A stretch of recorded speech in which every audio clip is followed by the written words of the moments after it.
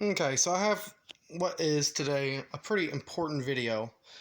This is an old rock that my grandfather had dug up in upstate New York. And this rock stood out to him because when he dug it up, it was when he dug it up, it cracked right into two. As soon as he touched it with a shovel, it cracked right into two perfect pieces, right? And I just washed this today for the first time. Just was the first time it's ever been exposed, to water that we could see.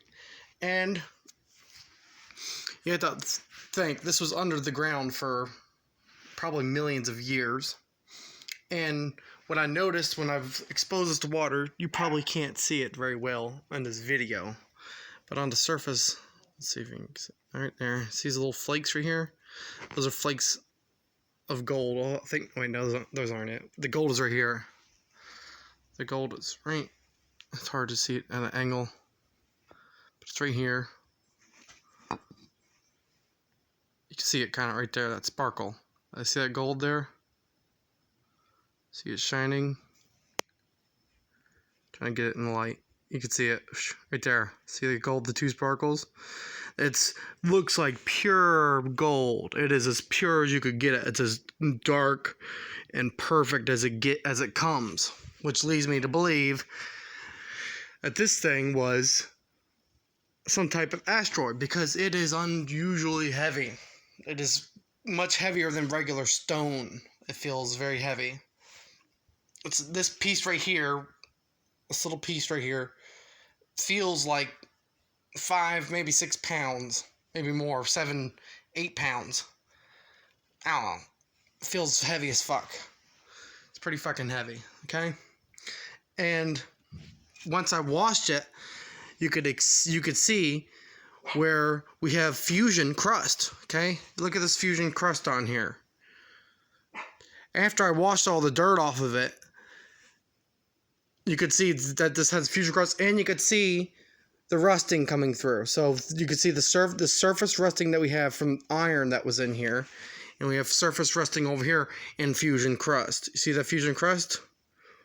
See, but this was sitting under the ground for so long that all the outside surface scraped off. Is the only thing I could picture. This was under the ground for millions of years, and then my grandfather dug it up, and it caught his eye naturally. And now I'm going to show you with the inside shapes, which is very strange to me. It seems like a naturally occurring shape. Look at this. Look at the lines on this. That's polygonal, right? And we have some type of layer barrier here. So we have 3 different degrees of separation. We have this type of rock. We have a thin layer right here. Then we have this material, which formed a perfect point right here, which leads me to believe this was molten at some point and cooled. And that's why it cracked into 2 when it was pulled out of the earth. When he hit it, it cracked it into 2 pieces when he touched it with a shovel, because it was under extreme pressures and just fractured it. It relieved the pressure that caused by rapid cooling from the surface inwards. So yes, this could have slammed into a body of water at some point when the earth was all water, and that's how it survived. And by some miracle over time, the earth was no longer underwater or something. I don't know, but somehow this survived. And we have all the evidence of that this was an asteroid. Okay, because we have the fusion crust, which we could not see before because we never washed it off. But you can obviously see that on the inside, this was molten at some point. And you could see these lines. Look at these distortion lines. Where's the one at where you could see where it flows completely sideways? Let's see, was it on this one? I don't know. You could just look at the shape of this thing. It's very low gravity. Look, it looks like it's formed in low gravity. It doesn't look like it was a natural rock of Earth unless it was formed underwater.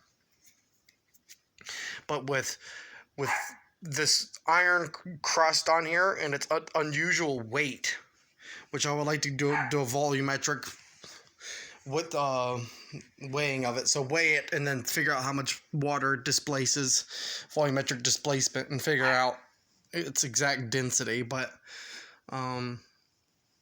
that's a pretty relatively easy test. But right here, you can see, look at this flow. Let's see if I can show you here.